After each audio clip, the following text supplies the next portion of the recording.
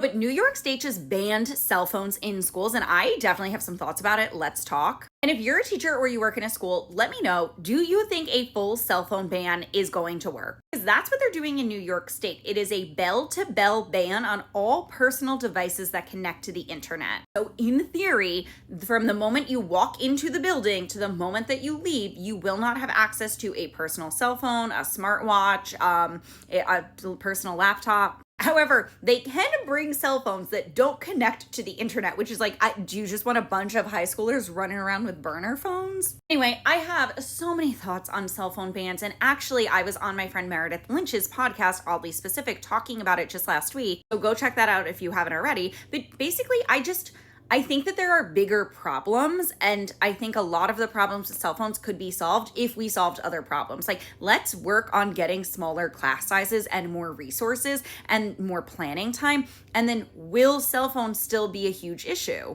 Because right now with the New York State ban, every school is kind of like on their own, figuring out how to enforce it and how to pay for the bulk of it.